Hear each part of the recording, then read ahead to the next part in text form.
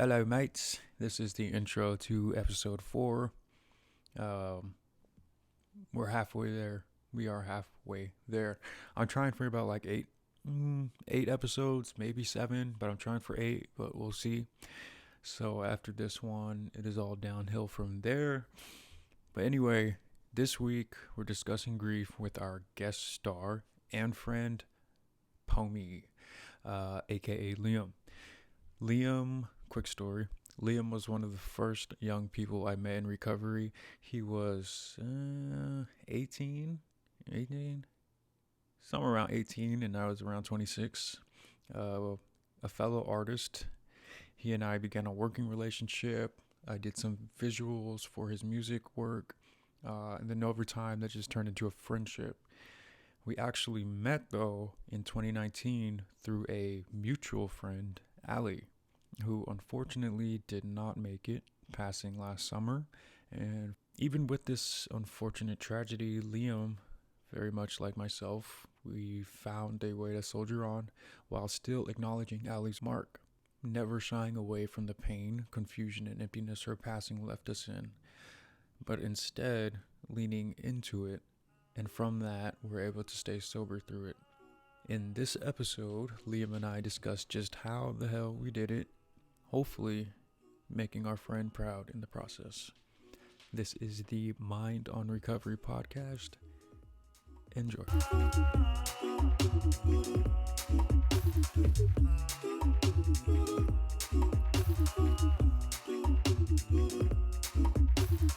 Welcome to the Mind on Recovery podcast. I'm your host, Zoe, and our guest star today is the homie, the brother, the one and only Mr. POMI, Liam.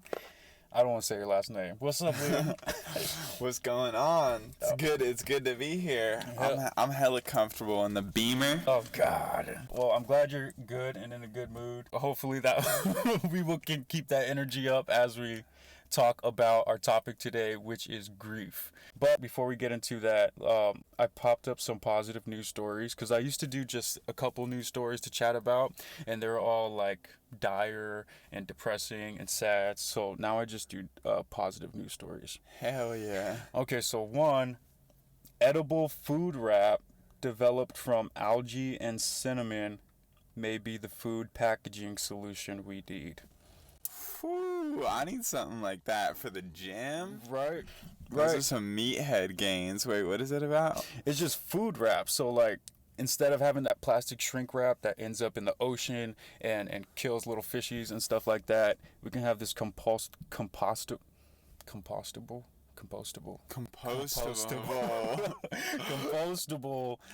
wrap. Yeah. So designed to replace one of the most unrecycled materials on the fucking planet. It doesn't say fucking, but on the planet. So, yeah, that would be cool. Yeah, that's dope. Scientists from India and Russia. You know, I forget other countries have scientists too. I don't know why. Dude, I forget that there's other countries, like in general. That's super American. Yeah, it happens. I think we have like one listener in Australia too. Apologies. Oh, okay. Yeah. Shout out Australia. Shout out Australia. Condolences to the Queen. What's going on with the Queen? Her husband died. Oh yeah, I heard about that. Speaking of grief, damn, this is right on we time. We should get her on the podcast. That would be cool. What if we had her just in the back seat, just slumped? Yeah, this is probably like a bucket to her. Yeah, probably. Super bucket. All right, good on those scientists. Thank you, scientists. Hopefully that comes to something. Second one, news story. First human trial of HIV vaccine. What? Produced immune responses in 97% of volunteers. Damn. Yeah, a phase 1 clinical trial of an experimental vaccine primed the immune system using a unique approach in order to prevent HIV. I wonder if they developed it like from PrEP. I know not everyone knows what PrEP is. Yeah. Me and you do. Yeah. Like just for the podcast, PrEP is something that was developed like a couple years ago. Something like that. I'm Googling it. And so it was for people who were like having a lot of partners or had a partner who was HIV positive, and they could take PrEP and still have sex with their partner or with like multiple people who were positive and not get it. Right. But the fact that there's just like I think that was like something that you take every day. Like it was like a med you had to take every day. Yeah. So the fact that there's a vaccine is pretty cool. Right, like a one and done. Yeah. PrEP, pre-exposure. I don't know how to say it. Oh yeah, no, I'm shit out of luck trying to pronounce that. Yeah. Pre-exposure, something. But yeah, that's cool. I mean, that's pretty cool. Yeah, seeing what they did with the damn COVID vaccine and seeing how fast they got that shit. Hell yeah. Well, there's like 1 billion people working on it right now, you know? Yeah, that helps. Billion people and billion dollars. Yeah. Okay, those are our positive news stories. To our topic now, before we take a quick break, on grief. I just looked up some run-of-the-mill definitions. This Google one says noun, deep sorrow, especially that caused by someone's death, or the informal trouble or annoyance. That sounds about right. Yeah. That sounds about right. The psychology definition, or like a more in-depth one, grief can be described as the intense emotional and physical reaction that an individual experiences following the death of a loved one. Not only is grief characterized by deep sadness, but also by an intense yearning to be with that person again. Well, that's just sad. Yeah, that's pretty. Hey, it's accurate, but that's pretty sad. I don't know if I'm gonna make it through this episode. All right, so that was the like textbook definitions. When we come back after this quick break, we're going to go into our own personal experiences with it as it relates to recovery. Because I'm sure the majority of people have felt grief before, but it's like, how does one handle that when they don't have their usual, what's it called? Like crutches. Yeah. To lean on. What do you lean on? Nicotine. Yeah. Cigarettes, vape. If somebody dies in your life, you need to drink 2 bangs a day. Oh. You need to smoke a pack a day. Bang, bang. You need to be packing lips at least, like 5 or 6 times a day. Right. Eat some candy, in and out, protein style, just to, keep it a little healthy. Yes. You'll make it through. Yeah. Everything but the hard shit. Yeah. After this break.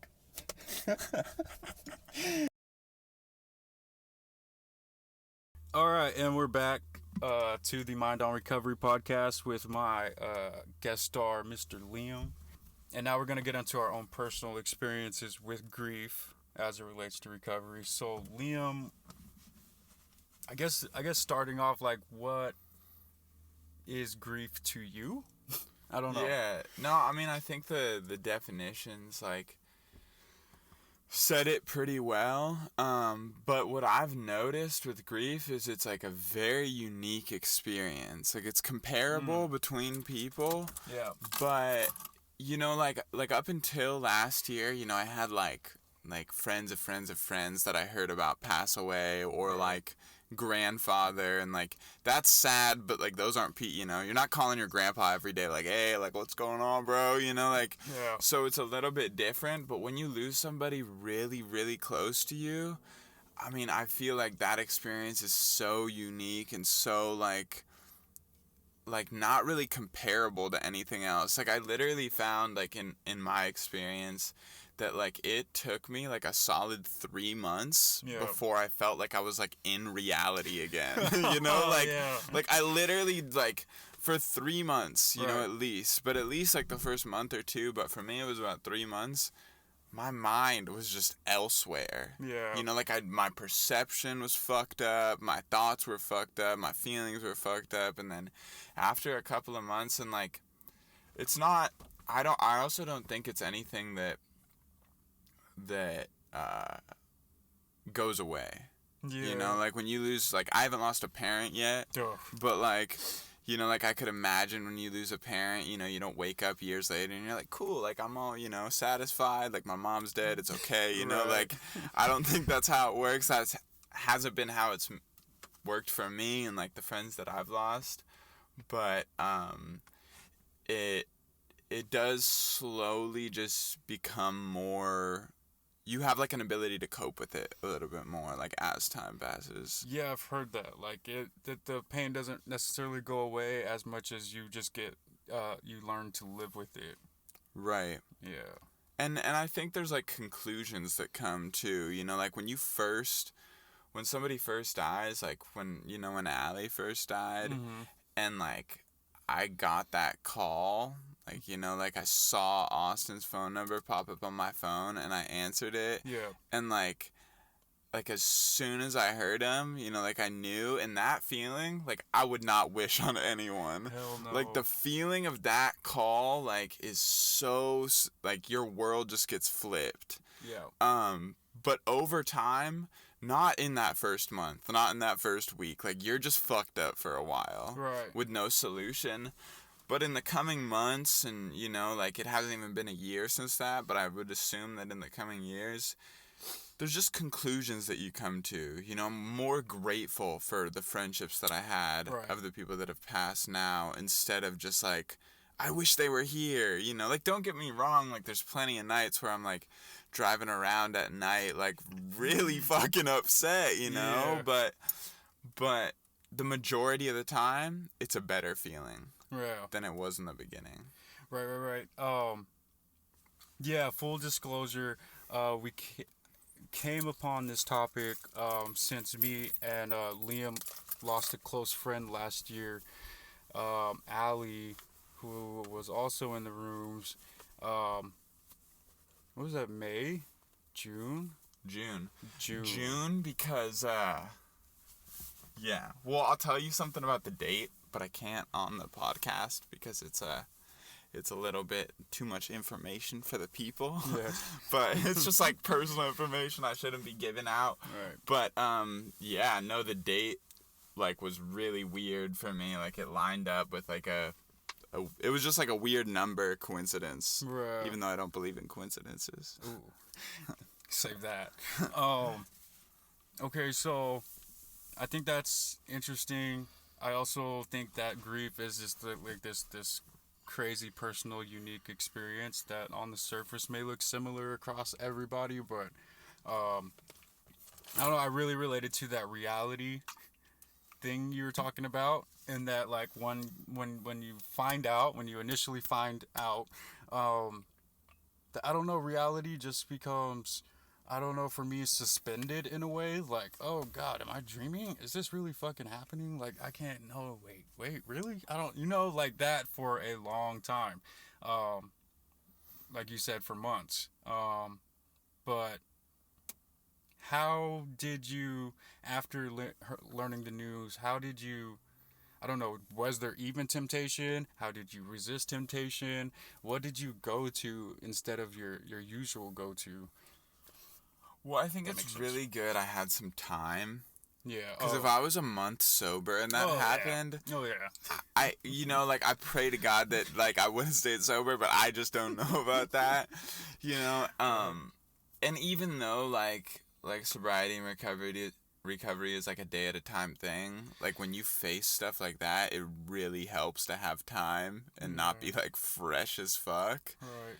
But also I think it was talking about it with people. Like a lot of times when I'm going through something, I need to have the same conversation with 10 different people. Okay. And it was really cool because, like a lot of people knew that me and Allie were close, and so I was just getting calls every day and people checking up on me, and I just needed to keep talking about it. And really, I don't think I had like that much of an urge to drink or use because of like the way she passed. Like it was more so like fuck, like it could have been me. Yeah. Or it should have been me, even worse, so I don't think I had too much temptation to want to drink and use, but like I have plenty of other terrible coping skills, that popped up. But I think, like, as far as the healthy ones go, you know, like, in those first couple months, you know, like, I wasn't in a position to do anything good for myself, like, get outside or, like, go to the gym or work or anything like that. But for me, it was having people around. Gotcha. It was having people around who were, like, wanted to check on me, like, wanted to, you know, like, be like, how you doing? How you doing? What do you need? What can I do for you? All those things. Yeah. And then showing up at meetings. And then there's a whole nother group of people at meetings. How you doing? What's going on? And it was tiring as fuck. Right. But that's, you know, I'm a strong believer in, like, you know, that's one of the biggest benefits about recovery is having a community. That support system. That connection. Yeah. Ditto, in that, yeah, if I didn't have the time that I had at the time, I don't even remember what that was.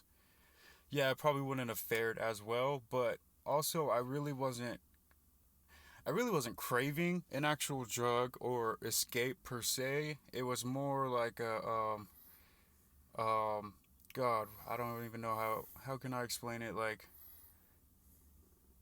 yeah, I don't know. I just wanted to do something else. Well, I guess I did want to escape, but not in that way. I felt like if I would have used or drank, that would have been so cliche. And so, like, you know, it's too easy. Like, I knew I was too damn smart and too damn far into my recovery to let this become, you know, one of the ways I go out. And plus, I don't think that's what she would have wanted either. So I had that going for me, and then living in an SLE. Yeah. Not that it's impossible to get fucked up in an SLE, but I was around a lot of people all the freaking time, so it was really hard to just like isolate like what I did and what I used to do in the past. We had house meetings damn near every single night. I talked about it there, talked about it at meetings, same thing. Just connecting with people and talking about it uh, was like the best remedy for myself. Yeah. Yeah, no, I definitely agree. And I think, like, oh, I was going to say something. Like, I think, like, also, like, knowing that, and, like, because she was in the rooms, too, it helped that, like, I know that this is not what she would want, you know, because I did feel some sense of, like, honoring her life at some point. Right. And, like, I didn't want to use or drink over that. But also, like, you know, like, this is, you know, like, for anyone who's listening who's not in recovery, or maybe people who are, who, like, have missed the point that both me and you have made and missed, is, like, this is the whole miracle of recovery. That me and you are sitting here talking about how a close friend died and then following it up with like, oh yeah, but I wasn't really craving a drink or a drug. You know, that's the really though. That's it, you know, and like especially in situations like that, like even normal people are gonna want to crave to do something to escape. Right. But the fact that like, you know, nothing we craved. Yeah. That's the crazy part, you know, that's kind of a miracle. Absolutely. I never even thought about it like that. Yeah. Have you heard of the stages? 5 stages? I was Googling it before you came, and there's one with 5, there's one with 7. Okay, so there's one, denial, anger, bargaining, depression, and acceptance. It was a model introduced by a Swiss-American psychiatrist, Elizabeth Kubler-Ross. Shout out to Elizabeth. I don't know. I've heard in treatment, you know, like they don't necessarily come in a single order, and they don't like just maybe like go away after 3 months. They have the power to come back. Have you had any experiences with these 5 stages, or not even thinking about it? Was it on your radar? Or I don't know. Like I heard about them before I ever experienced grief, and like I think like it made sense before, but like I don't know. Like, I don't even feel like I can characterize. Like, I was just, like, really fucked up, Yeah. mildly fucked up, Mm-hmm. kind of fucked up, Yep. and then, like, I'm, like, pretty, like, good today. So, like, I don't know. Like, there was definitely moments of all those. Yeah. There was moments of, like, denial and anger and depression and bargaining and all that. At least the thing that helped me with bargaining, Yeah. because I didn't really do a whole lot of bargaining. That's what I was thinking. Like, how could we bargain? What does that look like? Well, because it's like people like are saying like, oh, like I wish like I could have her back, or like it should have been me instead, or this, that, and the other thing. Oh, okay. And the thing that prevented me from bargaining, which like is kind of super sad, but like I knew how much pain she was in. Yeah. And so it was almost like if I have to feel this way for the rest of my life, but she gets to be relieved of the pain that she was in, Yeah. then I don't fucking care. Right. Like, and that's how I really felt from almost like the first couple weeks, is I was just like, you know what, like, if this means that she's finally at peace, Right. I'll take it. Right. Like, I'll take the hit. Absolutely. But that also comes with, like, whatever your belief is of, like, like, what comes after. That part, and I think that's another way that this program that we are in really helped with that, because I don't know, there's such that spirituality foundation really baked into it. I don't know, they don't really talk about afterlives in the room or anything like that, but I don't know, just sensing that there's more than just this, like there's more at play here. There's a higher power. That part is comforting, knowing that I don't have control over this and never will, and it's someone else's movie, not necessarily mine. Like how I'm always trying to direct shit, and this is how the life's supposed to go, and this is how this person's supposed to act, and it's like, these are great effing reminders, as painful as it is, that, dude, just shut up. Yeah. You're not even driving. You're not even fucking close to the steering wheel. Yeah. No, I don't get a say in much that happens. I get a say in, like, my attitude. That's the biggest thing about recovery. And I was like, the only real choice I have is, like, the choice to, like, decide how I'm gonna act. Yeah. Besides that, life is gonna happen however the fuck it wants to. Regardless. Alright, well, okay, after this quick break, I'm gonna think of, like, a few questions, maybe, like, 2 questions, because we gotta take a break, because it's burning. Yeah, bro, I feel like I'm in the sauna, dude. Liam, like, half undressed in the past 15 minutes. Do that, gratitude, and then, wrap it up, pretty much. Alright, 1 sec.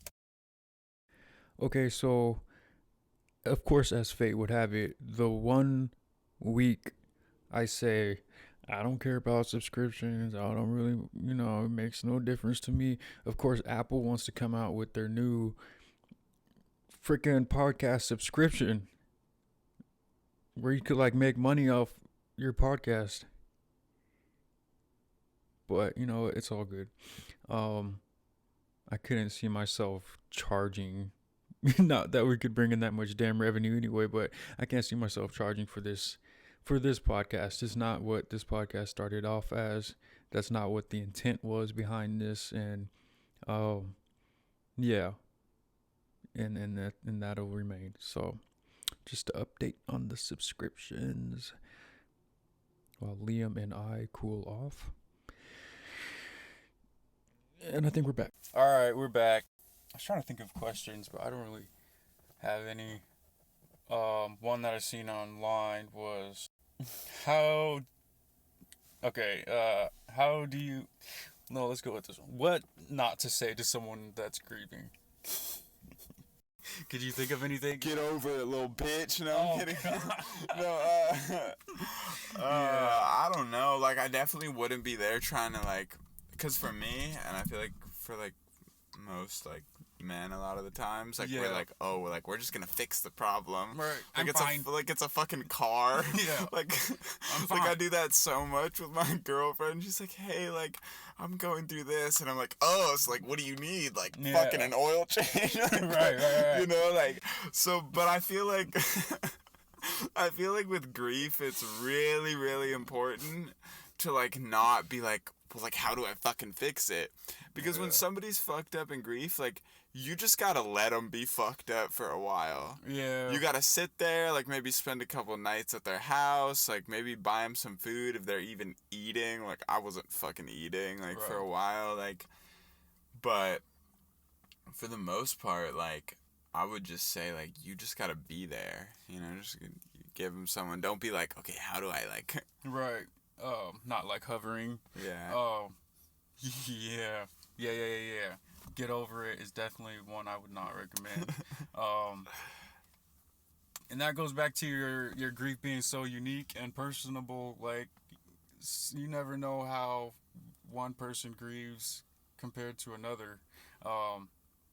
And what that looks like what they might be showing on the outside is totally different from what they're feeling on the inside. So I agree, just being there without too close is good. and letting them talk about it too. Yeah. You know, like you don't want to like fucking hop in that bitch on like some like, oh yeah, no, like I remember I was feeling this way when my grandma died. You know, Yeah, like yeah. let them talk about it. Like just sit with them. You know, like because it's such a unique feeling.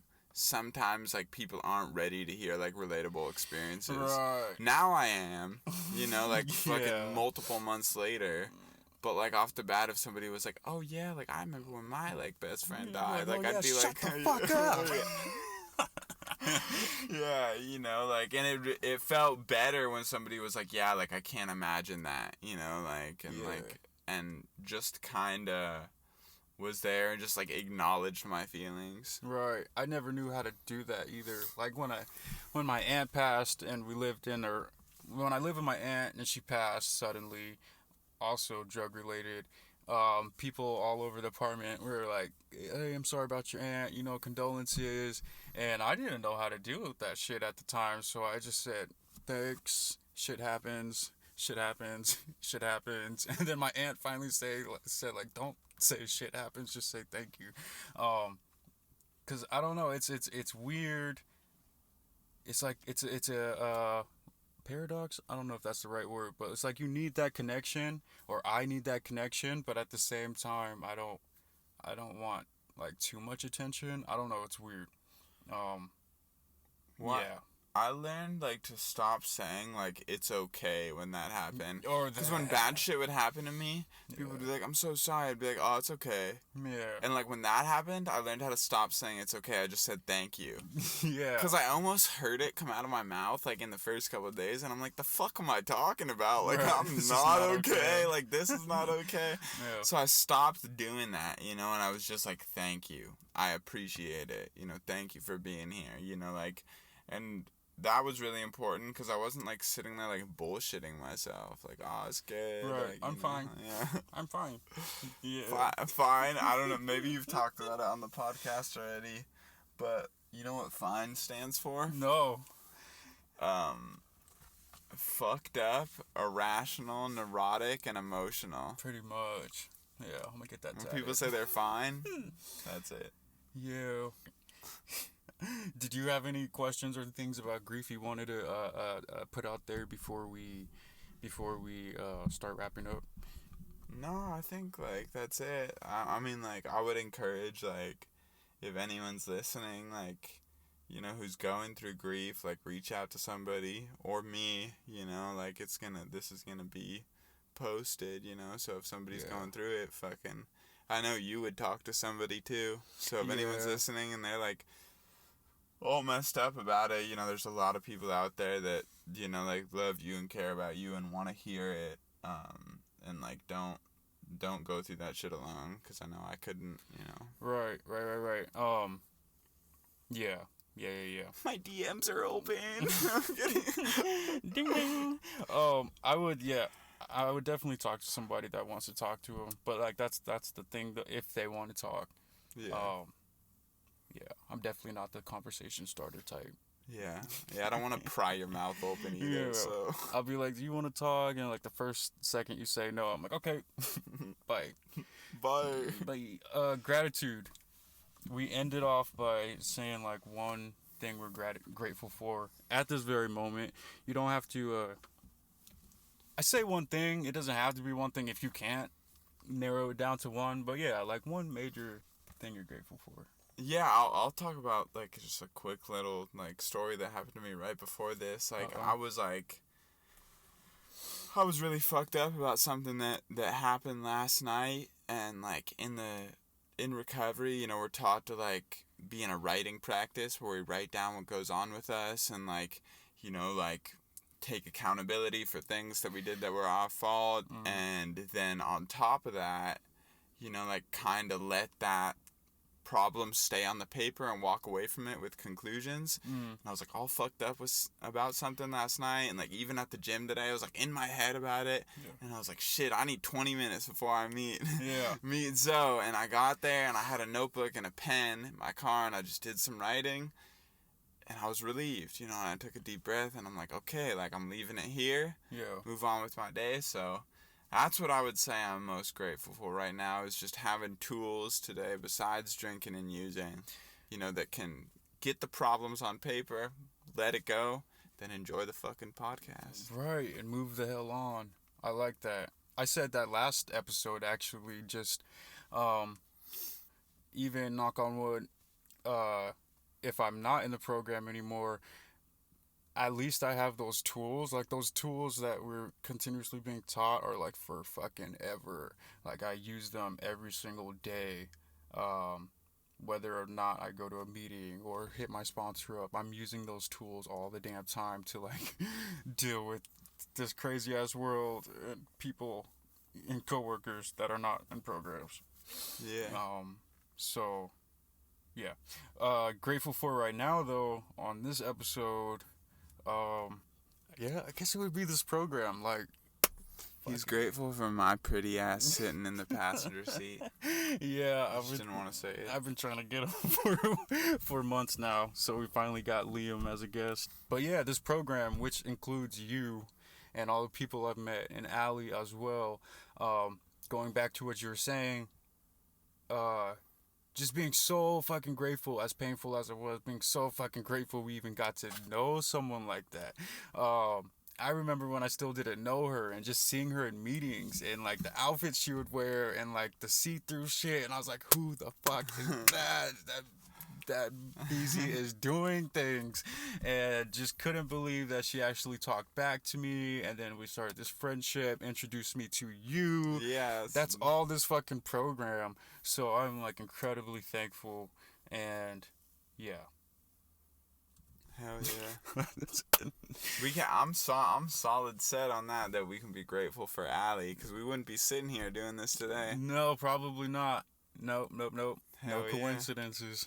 No coincidences. All right, that was our podcast. Thanks, everybody. Have a good day. Yes, sir. Alrighty then, that was our episode number 4 on grief with the homie Mr. POMI.